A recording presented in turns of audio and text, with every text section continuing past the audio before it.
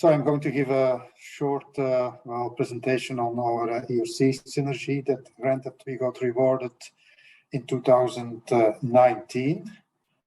Well, the starting date, as you can see here, is in 2020, was in 2020, because of the ethical approval that needed to be done. And I'm going to say more about that later. And it's a grant that is for 5 years. I'm not going to discuss, of course, here in detail the content or the science of the project. That's not the purpose of this presentation, but briefly it's about the representations in the brain of bodies, of visual images and dynamic images, so movies of bodies. And it's a combination of neuroscience, neurophysiology in humans and also in an animal model.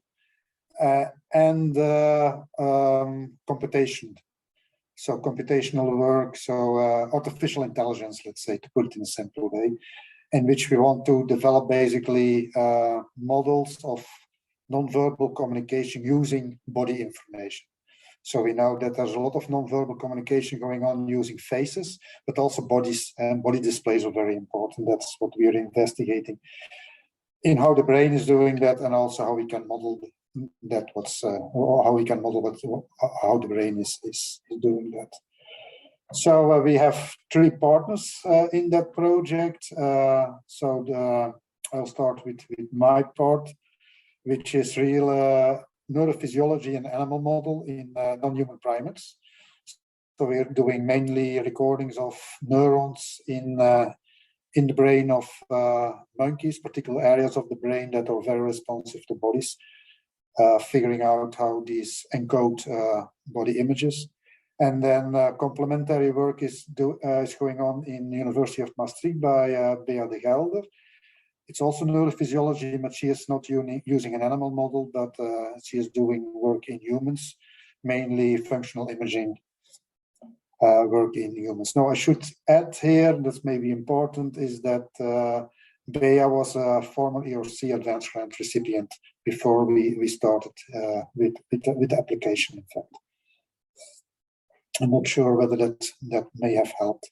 And then there's a third partner, which is Martin Giese from the University of Tübingen in Germany, and he is doing the computational part of the project, so artificial intelligence, development of computational modeling, and developing theory. And there is strong interaction between the 3 of us. So I'm going to return to that later. It's really important for the project that the 3 of us communicate a lot with each other. Our students are communicating a lot, even the last months on a daily basis, especially between our lab here and Giese, and also with Bea. So it's really a lot of interaction going on to get progress. So, and this is something I want to stress, at least it was my feeling, that it's important to show that synergy is required. That's really essential to obtain breakthroughs in the fields. So this is a cartoon that we also used in our presentation during the interview, is that, yeah, we really are trying to integrate our work as much as possible, which is also required for the progress. So I'm working on the animal model using functional imaging and electrophysiology, really invasive techniques, which one can apply in a monkey model, but for ethical reasons, one cannot apply in humans. Then Bea de Gelder, she is studying more human behavior than human fMRI. We also have clinical applications in patient groups there.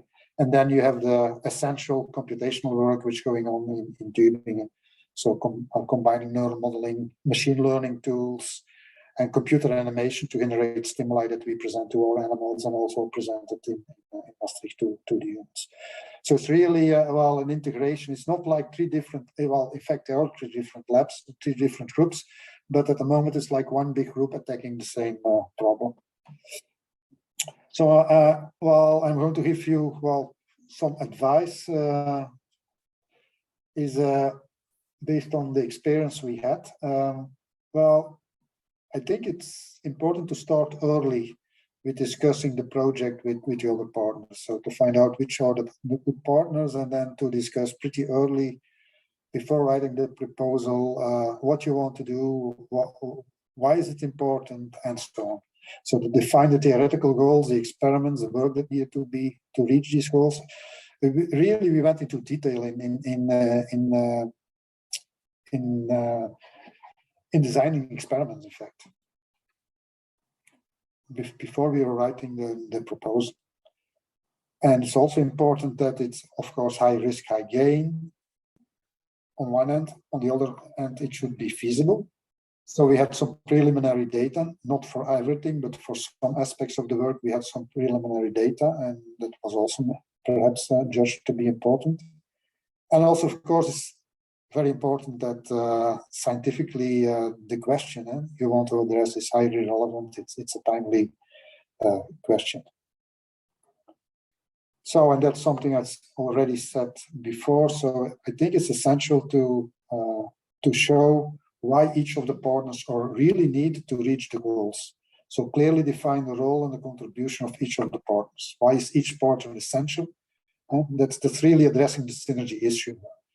So why do you need these three partners, for instance, in our case, to reach the breakthroughs in the field to answer these questions? Why cannot a single partner, for instance, do that on its own? And why is integration of the work of the three partners essential? Now, with respect to writing the proposal, in our case, it was really a multi-partner effort. So we had a lot of discussions through Skype those days. That was even before the corona, but we were Skyping a lot.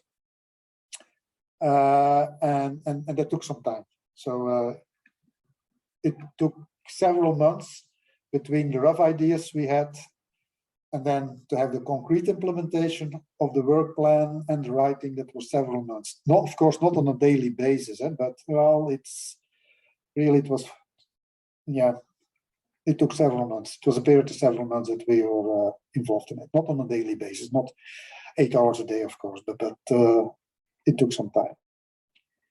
Then, of course, you write the first draft of the project. And what we had done when we had the first draft of the project written is to have it read by several colleagues here at the university and also abroad even, from different disciplines, especially the B1 part. So there are two parts. You have a so-called B1 and B2. B1 is like, if I remember well, like 5 pages. And that's being read during the first evaluation, to the first part of the evaluation, basically. So it's pretty important, and it's relatively general. So it's not as detailed as the B2, which is more work plans and so on. So pretty detailed, and that we had read by several people from different disciplines, and we took their feedback into account. It was pretty helpful to revise the text, and you have to allow time for that. Of course, if you start writing the project 2 weeks in advance, you won't have the time to do that. So then for the interview, which is a very important step, I think it's you need good slides. And also that took some time. So it took us a total period of several months, not all day, of course, but really it was an iterative process, let's say. So, and we had 20 or 30 versions, I think, of the same slide of a slide presentation. So it took a while before we got them right. And also again there we obtained feedback from colleagues. And I should add here that also for the talk, preparation of the talk, that we rehearsed several times and also obtained feedback from colleagues. And then what I think, and also my partners told me that we had a lot of help from here KU Leuven, here DOC, so Research Council, basically. They organized a mock interview. And then for that mock interview, they invited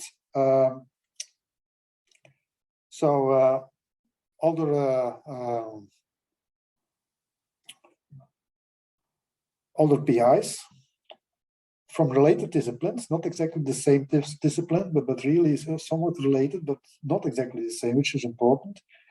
And then we did a mock interview and they gave feedback, and that was extremely helpful. So in fact, our talk was completely different after the interview than before the interview. So and that was extremely helpful. And then for the interview itself, what we did, and I think, yeah, it was helpful for the interview, is that we prepared for general questions that we expected, and we got some of them, and also detailed technical questions we also prepared, so we could reply in a fast and to the point way, basically.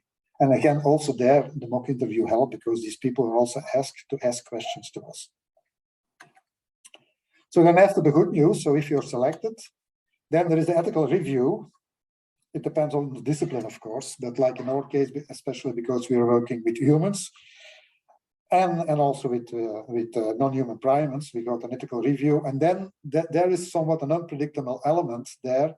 It's an unpredictable process, how long is that going to take? It's difficult to tell that beforehand, and that has some implications for hiring people because you don't know really when you can start a project. So that's a little bit, cause some difficulties because it's difficult to know when you can start hiring people and get the project running because you have to wait till that ethical review is finished. Then in our case, we had, of course, COVID-19 issues, which caused delays that we didn't know beforehand. And then that's more positive now, is that the interaction between partners, the PIs, and the students of the different groups we feel it's really essential to advance the project. We have extremely good experience with it now. So students from the different partners, from the different labs, they are pretty well integrated. They communicate a lot online. We learned to communicate very well online because of the COVID-19, and we are still continuing doing that. And on at least a weekly basis, and like last couple of weeks, even with some people on a daily basis when we're preparing some new stimuli and stuff like that.